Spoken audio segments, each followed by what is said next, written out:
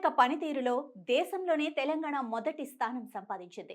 ప్రజలకు న్యాయం అందించే విషయంలో కోటి కంటే ఎక్కువ జనాభా ఉన్న 18 రాష్ట్రాలతో పోల్చినప్పుడు ఈ ఘనత సాధించింది. ఈ మేరకు ఇండియా జస్టిస్ రిపోర్ట్ 2025 పేరుతో టాటా ట్రస్ట్ నివేదిక విడుదల చేసింది. ప్రజలకు న్యాయం అందించే పోలీసులు, న్యాయస్థానాలు, జైళ్లు, న్యాయ సహాయం అనగా లీగల్ ఎయిడ్ వంటి విభాగాల పనితీరును అధ్యయనం చేసిన టాటా ట్రస్ట్ 2019 నుంచి రాష్ట్రాలకు ర్యాంకింగ్లు ఇస్తోంది. Centre for social justice, common cause, Commonwealth human rights initiative తదితర సంస్థల సహకారంతో తాజా నివేదిక రూపొందించింది. ఇండియా జస్టిస్ రిపోర్టు పేరుతో టాటా ట్రస్ట్ తాజాగా వెల్లడించిన 4వ ఎడిషన్ ర్యాంకుల్లో దేశవ్యాప్తంగా పోలీసింగ్లో తొలి స్థానంలో నిలిచింది తెలంగాణ.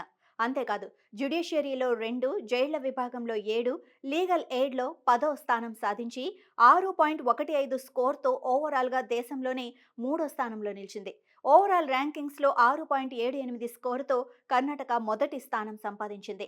2019లో వెలువడిన మొదటి ఎడిషన్లో ఓవరాల్ ర్యాంకుల్లో 11వ స్థానంలో ఉన్న తెలంగాణ 2020, 2022లో 3వ స్థానంలో నిలిచింది. ఈసారి అదే స్థానాన్ని నిలబెట్టుకుంది.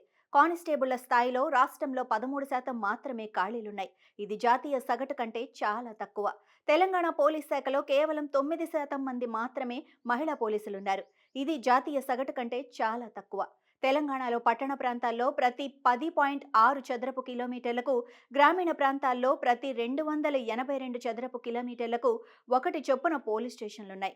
అతి తక్కువ పరిధిలో పోలీస్ స్టేషన్లు ఉన్న రాష్ట్రాల్లో దేశంలోనే తెలంగాణ మొదటి స్థానంలో ఉంది. తెలంగాణలోని 85% పోలీస్ స్టేషన్లలో సీసీ కెమెరాలు, మహిళా సహాయ డెస్క్లు ఉన్నాయి. తెలంగాణ జిల్లా కోర్టులో 21%, హైకోర్టు జడ్జిల్లో 29%, సిబ్బందిలో 24% ఖాళీలున్నాయి. దేశంలోనే అత్యధికంగా తెలంగాణ హైకోర్టులో 33%, జిల్లా కోర్టులో 55% మంది మహిళా న్యాయమూర్తులు ఉన్నారు. తెలంగాణ జైళ్లలో 59% వైద్యులు అందుబాటులో లేరు. 2022-23 నాటి లెక్కల ప్రకారం రాష్ట్రంలోని జైళ్లలో 6,500 మంది ఖైదీలుండగా ఒక్కొక్కరిపై ఏడాదికి 33,277 చొప్పున ఖర్చు పెట్టారు. ప్రజలకు అవసరమైన న్యాయ సహాయం అందించే లీగల్ సర్వీస్ క్లినిక్లో తెలంగాణలో 440 గ్రామాలకొకటి మాత్రమే ఉంది. మొత్తం లీగల్ ఎయిడ్ బడ్జెట్లో 80% కేటాయించిన రాష్ట్రం 2022-23 సంవత్సరంలో పూర్తి నిధుల్ని ఖర్చు చేసింది.